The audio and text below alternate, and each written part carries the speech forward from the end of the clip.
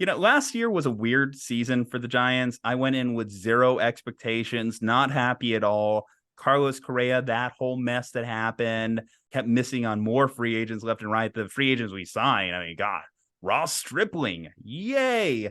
Sean Manaea, yay. Mitch Haniger, what he missed like half the season. Yeah, it was great to be a Giants fan last year. But you know what? These assholes decided they wanted to give me hope midpoint in the season. Yes, I will call them out a little bit. I will use a little bit of, derogatory language here because they gave me hope, which I think is the worst thing you could do to a sports fan. In June, the hottest team in baseball. At one point, I think they stole the lead in the NL West, or if anything, they were second behind the Dodgers, ahead of the Diamondbacks, who are now in the World Series. Put that into perspective. Either way, they finished with one of the worst August and Septembers I think I've ever seen in my lifetime. They were consistently 27th through 30th and like on base percentage, OBP, whatever analytic stat or traditional stat you want to look at for hitting. They were bad at it, which ultimately led to, I guess, what you would call a good thing. Gabe Kapler's gone. Who knows? Farhan Zaidi, he's staying. He just got an extension the other day.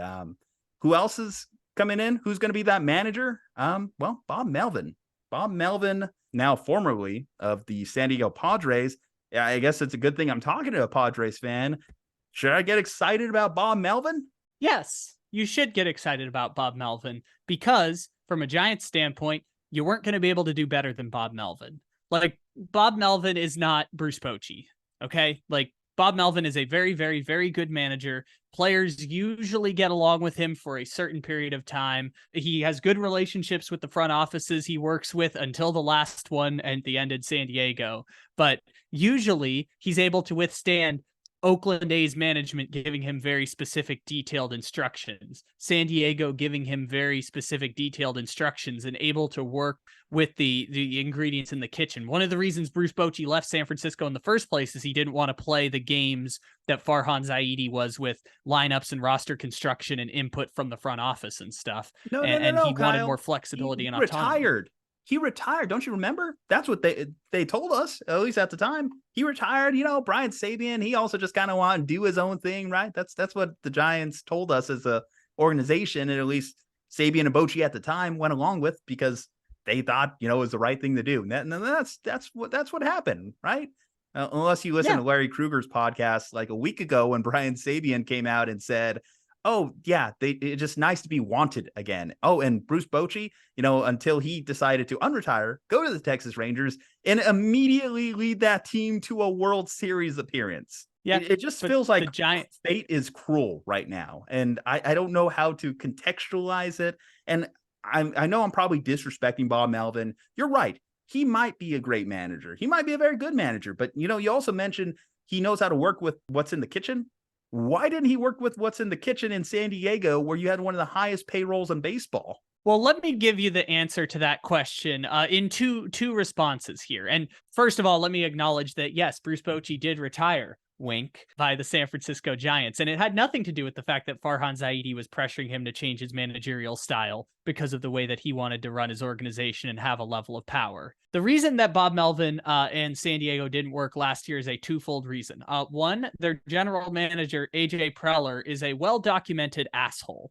Very, very well-documented over years asshole. Nobody likes him. He treats his employees like crap.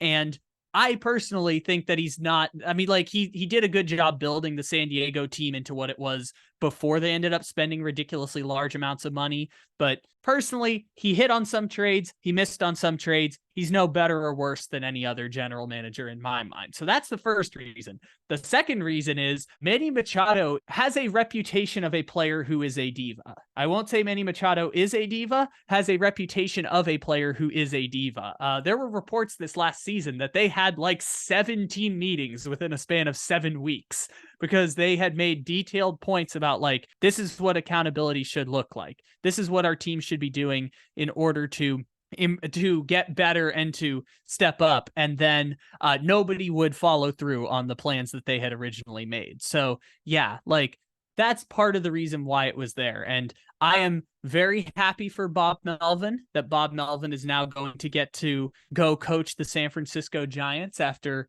delivering San Diego their essentially first championship. I am very grateful for all that he did, and I'm looking forward to seeing what he does with the San Francisco team. And I know I said San Diego's championship. Look, beating the 111 win Dodgers was our championship. Bob Melvin owes me nothing after that incredible season that they delivered. So what if last year was a debacle? I'm just happy that he's going to be happy, because I want what's best for that man. He seems very nice. He missed part of the season because he was dealing with health issues. He seems like a very nice man, and I believe he's going to be much happier in San Francisco than he was this last season in San Diego, dealing with the asshole general manager and Manny Machado, who wanted to be a leader without any of the accountability. Why a lot of people wanted Gabe Kapler gone was he seemed smug. He didn't seem genuine. But why fans probably want him gone, besides just the way he acts or conducts himself in his personal life, being a slave to analytics, just always choosing analytics and platoons over what he's seeing and feeling on the field. We see plenty of instances in which pitchers, they didn't really buy in when they got the quick hook. They see him rolling out of the dugout and he's like, oh, right, we got to put in this guy who just allowed a home run yesterday. He's probably going to allow a home run today. But because, there's a lefty batter, we got to throw in this lefty scrub. That's essentially kind of like some of the exchanges we saw from Gabe Kapler and players. So, yeah, there was also not buying from players as well as fans. Bob Melvin, he's an older guy, been around the block. You mentioned he's been with the A's organization. The A's, one of the early adopters of analytics. He's been with Arizona, of course, most recently in the Padres. What do you think he brings to this team? Does he have enough of that old school to be able to really make a notable difference between him and Gabe Kapler last year? I would say yes, because the difference between him coming into that locker room and Jace Tingler, who was the previous Padres manager, being there was like night and day. Like, Jace Tingler was AJ Preller's guy. They used to work together in Texas, and he didn't know what he was doing in terms of being a manager who's working with the front office and relating to players. Like, Bob Melvin is one of the best in baseball at bridging the gap between the old school manager who connects as a leader. Leader of men is often the thing that's associated with coaches. And it's this very prominent title of, like, when you are a coach, you are attributed this idea of leader of men. And Bob Melvin is a leader, and he's someone who is able to bridge that gap with management and connect and look at and looks at analytics and looks at this identity. Most of his foundation was with the Oakland organization, with very, very different teams during his tenure in Oakland. And Bob Melvin is one of the best in baseball at bridging that gap. Now, people will argue there's a ceiling to what Bob Melvin is going to bring you, but they just say that because he's never had a team capable of really winning a champion. Like, you could argue some of those Oakland teams with Yoenis Cespedes and John Lester in 2014 had a puncher's chance, or the 2020 team that won the AL West and then lost to the Astros. But he's never really been given a team that has a puncher's chance of winning the World Series. Even the Padres team that beat the Dodgers was the 5 seed in the National League. Like, he's never been given the keys to one of the best organizations in baseball. And I think that Bob Melvin elevates the people around him. I think he has a reputation of players really liking him and him having there's a mutual respect between them. And this is the first time at the end of his run in San Diego that we've seen issues between him and the general manager, or him in the front office. And I'm willing to chalk that one up to being AJ Preller's fault, because AJ Preller is a well-documented asshole who treats his employees like crap. So again, I think that Bob Melvin left Oakland mutually parting ways. They were like, look, we are tearing this thing to the ground. You deserve better. You go. And they were willing to let him walk. Like, it was a very mutual respect at the end in Oakland, and a mutual respect even in being fired back in Arizona. And good Lord, I have respect for him at the end in San Diego, so much so that he's leaving and San Diego's going to replace him with like Ryan Flaherty as their next manager. And I'm like, yes, good for Bob Melvin. I just want good things for that man. Like, just a mutual respect, and players walk out the door with respect for him. Let's hold up. You want good things for that man, but are the Giants good things? That's the question that comes to mind for me, because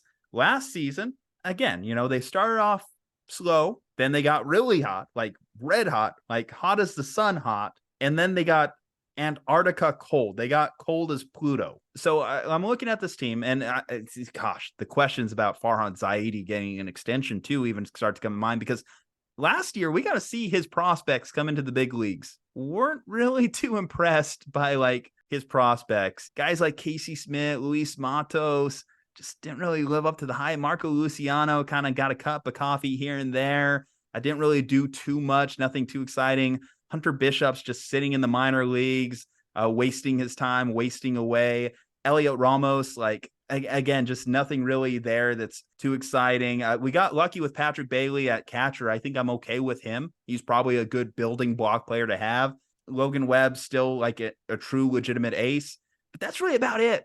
Again, I look at this Giants roster construction and it's just so thin. And the veterans we do have, a Jock Peterson year after year, just, he's just looking slower. He's just looking more out of shape, which I'm sorry, Jock, it just is what it is. You got to get in better shape and to be an everyday player in this league. He's just not that player anymore in this league for them. And, other veterans like Yastrzemski, you can't count on him. When is he ever healthy? Mitch Haniger, again, I mentioned him. You signed him to a deal. When is he ever healthy? Conforto, I want to say there's a player option on Conforto this year, so maybe he might be back. Maybe he won't be. Maybe he did just enough in San Francisco to get another contract somewhere else for more money. But there is so much pressure, at least I thought, going into this offseason on Farhan Zaidi. But now that he has an extension, I have questions. Like, is there any pressure to sign a big name free agent? Because again, that's what Giants fans are yearning for. So to answer your question on Bob Melvin, like this being a good thing for him, like maybe he goes to Houston, but do you want to invite that into your life with all the pressures that come with managing the Houston Astros post Dusty Baker? I don't know if that's something Melvin was interested in. The other thing is just kind of like lifestyle based, like for so many years in Oakland, this Giants fans were like, why don't we hire Bob Melvin? Why don't we just go get Bob Melvin from the poverty franchise across the bay, right? Like that was what people were saying for years. And Northern California is home for him. I think personally, he's going to find more enjoyment being back in Northern California. San Diego was always a temporary stop for him. It was never a long-term thing for him. It was just the job that was going to pay him when Oakland was ready to tear everything to the ground in 2021. I think that he's going to personally enjoy being back in Northern California more. And unless he was just going to wait it out for the Dodger job to come available or the Astro job, if he was going to invite that into his life, I don't think there was much better Bob Melvin was going to do, because most teams aren't really in the market for managers right now, or at least the teams that are worth a damn aren't in the market for managers. So I think Bob Melvin did great. And this is, I don't want to say a dream job because it's not a dream job for him, but this is probably the best circumstance he could fall into, because he already has an incredible reputation for, in that crappy Oakland A's organization, being the bright spot year after year and winning manager of the year and all sorts of stuff. So I think the Giants couldn't have done better, and it totally made sense why he pursued that job once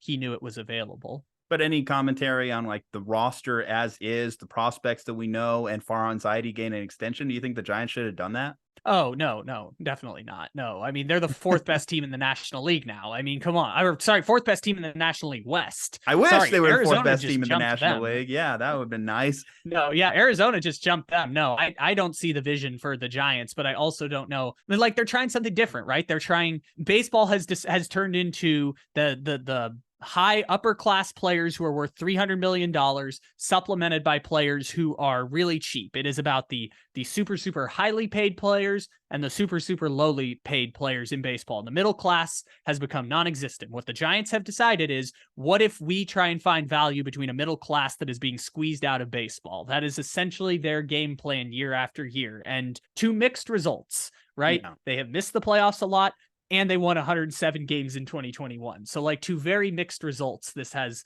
turned out for them. But no, I don't think that they don't have the players to compete at the highest levels of the sport. Yeah. Like Farhan, he was getting a lot of love early on because he always just seemed to be a great day trader who would just make these little micro moves, and the guy would come up and hit a big home run for you, like the Darren Ruff types. But we see the very obvious ceiling that is with that. Right now, again, to bring it back to Bruce Bochy a little bit, I'm looking at this Rangers team, and you talk about not seeing the vision, right? last year, I did not see the vision for the Texas Rangers. I did not see them signing Corey Seager and Marcus Semien as something that would put them in a World Series literally 1 year later. And there they were. The Giants, they still just are missing that dude. And yes, again, Farhan Zaidi, he was right to not sign Carlos Correa, right? He made the right move there. But at the same time, if you just keep punting and punting and punting, you're just never going to find your guy. I've seen some, can they trade for Pete Alonso? Can they still realistically get Shohei this offseason? You just got to do something. I can't go another offseason with, again, Ross Stripling, Sean Manaea, Mitch Haniger, Michael Conforto. Like, if you bring in those guys as like complementary pieces, great. But there needs to be an actual meal. There needs to be a steak on my plate. I just can't have side items. I can't just have asparagus and broccoli. I need an actual steak at the end of this free agency. That's what Farhan Zaidi needs to bring to the table. And that's the only thing that's going to satisfy this hunger that San Francisco Giants fans are feeling. And Bob Melvin, I feel sorry for you walking in this situation just because it does seem like we're in a boiling point as a fan base. But, I guess I'll just have to clear my head, go in with an open mind, wish you the best. You can't be any worse than Kapler. So let's just roll through this season as best we can. What do you think of the Giants going into 2024? What do you think Bob Melvin coming to San Francisco? Like to hear how you're feeling about this managerial hire. From Juju and Kyle, stay safe, happy, and healthy. We'll see you next time.